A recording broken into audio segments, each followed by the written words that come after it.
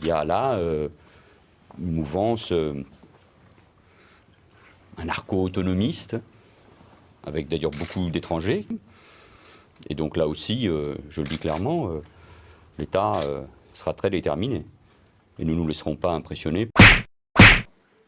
On veut quoi? On veut un pays sans ressources, sans énergie, sans exploitation de ces énergies, sans nucléaire, sans aéroport? Enfin, il ne peut pas y avoir de faiblesse. Parce que cela veut dire alors à ce moment-là qu'on peut contester en permanence. Donc quand un projet est utile, il faut savoir le mener avec, encore une fois, constance, cohérence et courage. Ce projet se fera, il se fera avec méthode et personne ne peut mettre en doute. Après la décision du tribunal administratif, il faudra alors s'engager dans la construction de l'aéroport de Notre-Dame-des-Landes.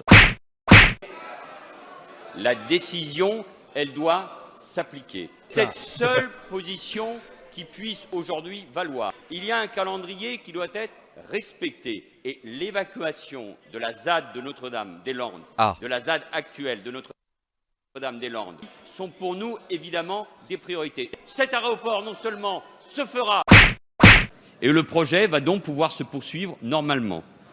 Donc nous allons poursuivre ce projet.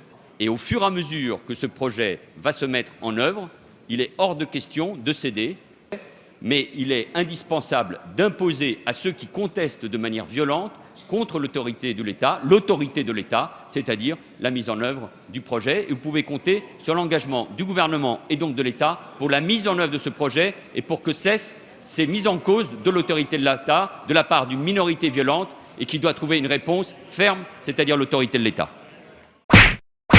Les personnes qui occupent illégalement des emprises doivent donc désormais partir. Nous ne pouvons pas céder à ces tentatives grossières de déstabilisation. La réalisation du projet peut donc reprendre. Le projet va donc pouvoir se poursuivre normalement.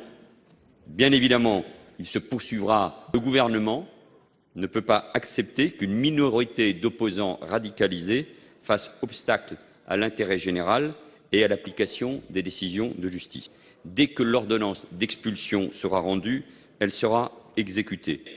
Le gouvernement ne cédera jamais face aux intimidations d'une minorité d'individus. Nous continuerons ainsi de faire appliquer les lois de la République à Notre-Dame-des-Landes comme ailleurs. Ce projet, nous le soutenons et il se fera.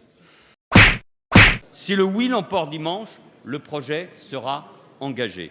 Et je veux également rappeler que, quel que soit le résultat, les personnes qui occupent illégalement des propriétés devront partir. L'état de droit s'appliquera à Notre-Dame-des-Landes comme partout ailleurs dans le pays. Alors oui, ce projet est nécessaire, il doit se poursuivre et il y aura d'ailleurs un rendez-vous. Ça sera à l'automne. Au-delà, et nous le savons tous, cela ne serait pas possible. Avançons sur ce projet-là, c'est ça aussi, respecter la parole. L'évacuation, c'est pour cet automne, ça se fera. Il ne peut pas y avoir d'autre voie.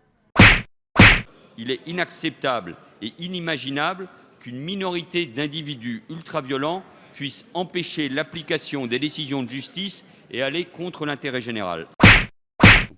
Et donc la décision, c'est de construire cet ouvrage. Donc, il y aura progressivement évacuation à partir de cet automne. Cela se fera. Et moi, je suis très déterminé. Il ne peut pas en être autrement. Pour moi, c'est une des manières d'incarner précisément l'autorité de l'État. On est encore là, prêt à foutre le souk, tout le monde est corps là.